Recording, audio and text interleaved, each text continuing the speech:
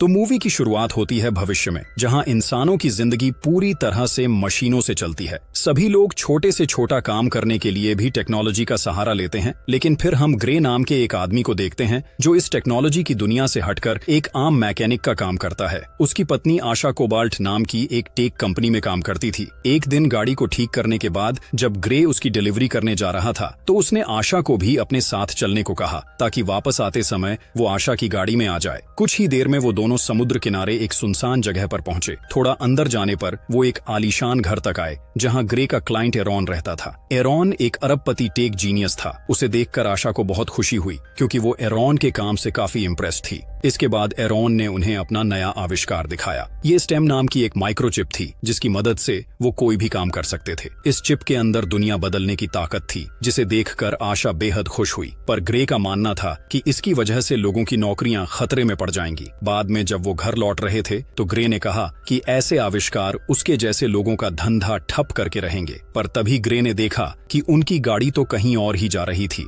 Grey ने गाड़ी को मुड़ने की कमेंट दी और खुद ब्रेक्स लगाने की कोशिश भी की, पर कोई फायदा नहीं हुआ। जल्द ही वो गुंडों के मोहल्ले में आ पहुंचे, जहां उनकी गाड़ी की जोरदार टक्कर हो गई। तभी 4 आदमियों ने वहां आकर ग्रे और आशा को बाहर निकाला। उसी वक्त एक पुलिस ड्रोन पूरी घटना की रिकॉर्डिंग कर रहा था। वो गुंडे ग्रे और आशा को पीटने लगे तो ग्रे ने उन्हें पैसों का भी ऑफर दिया, और तब फ्रिस्क नाम का एक गुंडा हंसने लगा। उसने आशा के पास जाकर उसके सीने में गोली मार दी। जब ग्रे ने उस पर हमला किया तो फ्रिस्क ने उसे भी गोली मार दी, जिससे वो पूरी तरह पैरालाइज हो गया। इसके बाद गुंडे चले गए और ग्रे की आंखों के सामने आशा ने दम तोड़ दिया। इसके 3 महीने बाद हम देखते हैं कि ग्रे हॉस्पिटल में अभी पैरालाइज्ड था। उसकी माँ उसे व्हील चेयर में लेने आई और उसके घर पर उसकी मदद के लिए अलग अलग मशीन्स लगा दी गई।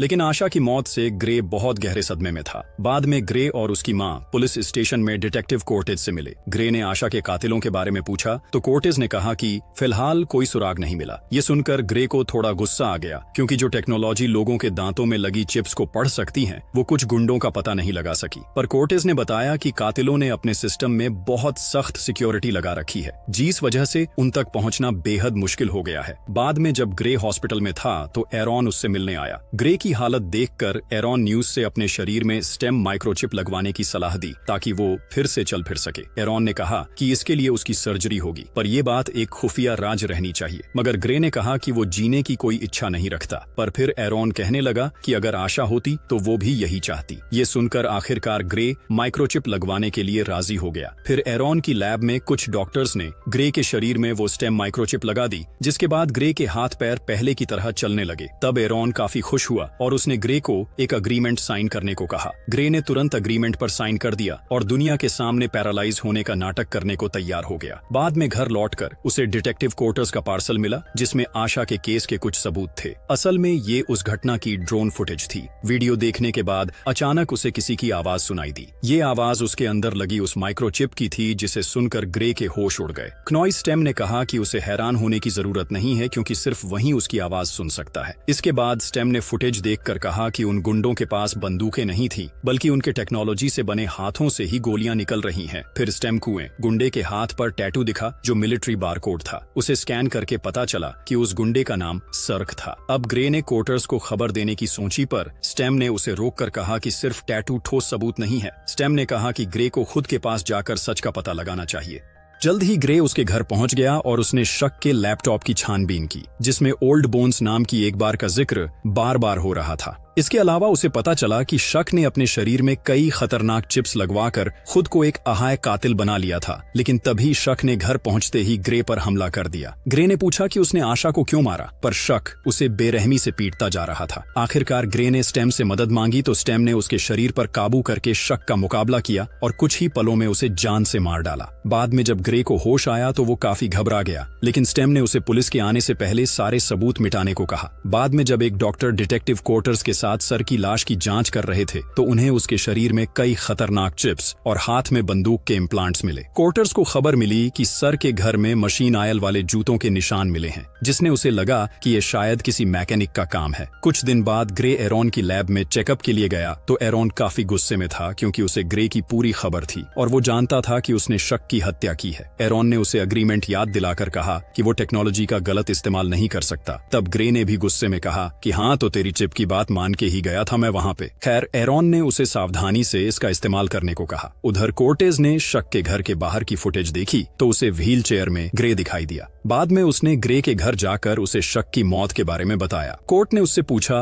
कि वो कत्ल के वक्त क्या कर रहा था, तो ग्रे ने कहा कि वो अपनी तरफ से छानबीन कर रहा था, लेकिन खून में उसका कोई याद नहीं है क्योंकि उसका तो पूरा शरीर पैरालाइज्ड है। आखिरकार कोर्ट्स उसका यकीन करके वापस लौट गई। बाद में ग्रे ओल्ड बोन्स बार में गया और उसने सबको बताया कि कुछ महीने पहले उसकी पत्नी का कत्ल हो गया था। ग्रे ने कहा कि अगर किसी को भी कुछ मालूम है तो वो आगे आए। फिर ग्रे ने बताया कि सर्क नाम के गुंडे की मौत हो गई है, तो टोलर नाम का एक आदमी उसे बाथरूम में ले गया। वहां उसके गुंडों ने ग्रे को व्हीलचेयर से गिराया और टोलर ने उसकी गर्दन पर चाकू रख दिया। पर ग्रे ने कहा कि वो तो सिर्फ अपनी पत्नी के कातल तक पहुंचना चाहता है। ये सुनकर ग्रे ने अपने शरीर का कंट्रोल स्टेम को दे दिया और अचानक उसने सभी गुंडों की धुलाई शुरू कर दी। फिर वो टोलन को पकड़कर उसका चेहरा काटने लगा, लेकिन तभी टोलन ने खुलासा किया कि फिस्क नाम के एक आदमी ने उन्हें आशा को मारने के लिए पैसे दिए थे। तभी अचानक स्टेम ने ग्रे को बताया कि एरॉन स्टेम का सिस्टम बंद करने की कोशिश कर रहा है, जिससे ग्रे फिर से पैरालाइज हो जाएगा। फिर स्टेम ग्रे को जेमी नाम के एक हैकर के पास ले गई। वहीं बार में फिसकर उसके गुंडों ने देखा कि टोलन की मौत हो गई थी। इस्क ने टोलन की आंखें स्कैन करके हत्यारे का पता लगाया। उधर ग्रे ने जेमी के पास जाकर उसे स्टेम का इनपुट गार्ड निकालने को कहा। इनपुट गार्ड स्टेम का वो प्रोग्राम था जो स्टेम को अपनी मर्जी से कुछ भी करने से रोकता था। इसे निकालते ही एरॉन बाहर से स्टेम को कंट्रोल नहीं कर पाएगा। जल्द ही जेमी ने इनपुट गार्ड निकाल दिया और अब सिस्टम को फिर से शुरू होने में थोड़ा वक्त लगेगा। तभी जेमी ने देखा कि फिस्क और उसके गुंडे उनकी ही तरफ आ रहे थे और वो तुरंत ही घर से भाग निकली। जल्द ही फिस्क के गुंडों ने ग्रे को घेर लिया और तभी ईरान की सिक्योरिटी टीम भी वहां आ गई। लेकिन आयन वक्त पर स्टेम फिर से एक्टिवेट हो गई और ग्रे भागकर छत पर पहुंच गया। जल्द ही एक गुंडे ने उस पर हमला कर दिया तो ग्रे ने उसी के हाथ की बंदूक से उसे मार गिराया। इसके बाद वो खून से लथपथ अपने घर पहुंचा तो उसकी माँ उसे चलते हुए देखकर हैरान रह गई। आखिरकार उसने उन्हें स्टेम की सच्चाई बताकर इस बात को राज रखने को कहा। जल्द ही डिटेक्टिव कोर्ट्स ने वहां आकर कहा कि उसे बार में ग्रे की व्हील चेयर मिले जहां कई सारे लोगों की हत्या हुई है। तब ग्रे ने फिर से झूठी कहानी सुनाकर कहा कि वो किसी का पीछा करते हुए बार में गया था और वहां गुंडों ने उस पर हमला कर दिया, जिसके बाद वो एक टैक्सी से लिफ्ट लेकर घर तक पहुंचा। लेकिन कोर्ट्स को अब उस पर शक हो गया था, इसीलिए वो ग्रे के कोट में माइक्रोफोन चिपकाकर वापस आ गई। बाद में ग्रे ने कहा कि वो और लोगों की जान नहीं लेना चाहता, लेकिन स्टेम ने कहा कि उसे फिस्क को मारना ही होगा। ग्रे ने जब मना किया तो स्टेम ने कहा कि अब उसे ग्रे के शरीर पर काबू करने के लिए उसकी इजाजत की जरूरत नहीं है। असल में इनपुट कार्ड निकालने की वजह से अब स्टेम अपनी मर्जी से कुछ भी कर सकती थी। स्टेम ने कहा कि अगर ग्रे ने फिस्क को नहीं मारा तो फिस्क उसे मार डालेगा। ये सुनने के बाद ग्रे फिस्ट को मारने के लिए निकल पड़ा। इधर उसकी बातें सुनकर कोर्टेज भी उसके पीछे निकल पड़ी। कुछ ही देर में ग्रे को अपनी जेब में माइक्रोफोन मिला और उसने देखा कि कोर्टेज उसका पीछा कर रही थी। तब स्टेम ने कोर्टेज की गाड़ी को हैक करने की कोशिश की और वो एक मैकेनिकल कार थी, इसलिए उसने दूसरी इलेक्ट्रिक गाड़ी को हैक करके कोर्टस की गाड़ी से टकरा दिया। इसी मौके का फायदा उठाकर ग्रे भाग निकला और कोर्टस ने वापस ग्रे के घर जाकर उसकी मां से सच्चाई जानने की कोशिश की। वहीं दूसरी ओर ग्रे ने फिस्क के घर जाकर उस पर बंदूक तान दी। तब फिस्क ने कहा कि वो आशा को नहीं बल्कि ग्रे को मारना चाहते थे। उन्होंने जानबूझकर ग्रे को असली गोली नहीं मारी क्योंकि वो उसे सिर्फ पैरालाइज करना चाहते थे। फिर फिस्क ने ग्रे को अपनी शक्तियां पर काबू करके अपने साथ शामिल होने की सलाह दी, लेकिन ग्रे के सर पर तो बदले की आग सवार थी। जल्द ही दोनों में जबरदस्त लड़ाई शुरू हो गई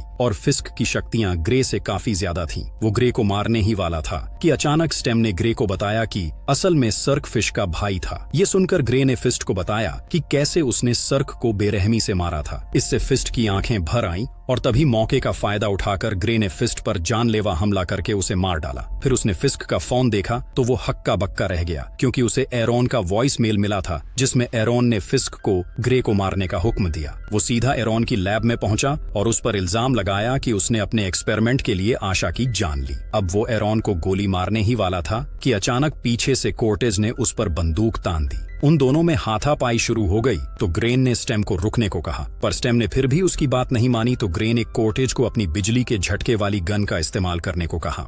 उसके जोरदार झटके से कुछ समय के लिए स्टेम का सिस्टम बंद हो गया। फिर एरॉन ने खुलासा किया कि सबके पीछे स्टेम का ही हाथ है। स्टेम ने जबरदस्ती एरॉन से ये सब करवाया क्योंकि स्टेम को एक ऐसा शरीर चाहिए था जिसमें पहले से कोई चिप ना हो, और इसीलिए उसने ग्रे को चुना। फिर स्टेम ने ही उनकी गाड़ी का एक्सीडेंट करवाकर ग्रे को पैरालाइज करने के लिए गुंडों को भेजा। एरॉन ने कहा कि इस स्टेम का असली मकसद एरॉन को मारना है ताकि वो ऐसे और माइक्रोचिप्स ना बना सके। तभी अचानक स्टेम फिर से एक्टिवेट हो गई और उसने बड़ी बेरहमी से एरॉन को जान से मार डाला। फिर वो कोर्ट्स को भी मारने वाली थी, पर तभी ग्रे ने जबरदस्ती बंदूक अपनी गर्दन पर रख दी। इसके अगले सीन में हम देखते हैं कि ग्रे एक हॉस्पिटल में था और उसका शरीर भी एकदम ठीक हो गया था। निराशा ने वहां आकर उसे बताया कि उनके एक्सीडेंट के बाद ग्रे कई दिन तक बेहोश रहा। ग्रे को यकीन नहीं हुआ, पर तभी उन्होंने एक दूसरे को चूम लिया। क्नॉइस कभी हम फिर से एरॉन की लैब देखते हैं जहां कोर्ट्स ने ग्री को बंदूक नीचे करने को कहा, पर स्टेम ने कहा कि अब कोई ग्रेवरे नहीं रहता। इस शरीर में स्टेम ने खुलासा किया कि अब उसका दिमाग एक नकली दुनिया में कैद हो गया है जहां वो अपनी पत्नी के साथ बिल्कुल खुश हैं। अग्रे के शरीर पर सिर्फ स्टेम का काबू है क्योंकि उसका दिमाग तो दूसरी दुनिया में कैद था। ये कहकर स्टेम ने कोर्टस को गोली मार दी और फिर आराम से वहां से बाहर आ गया। वहीं दूसरी ओर ग्रे अपने दिमाग की बनाई हुई नकली दुनिया में अपनी पत्नी के साथ बेहद खुश था। अगर वीडियो पसंद आई तो लाइक कर देना। चांग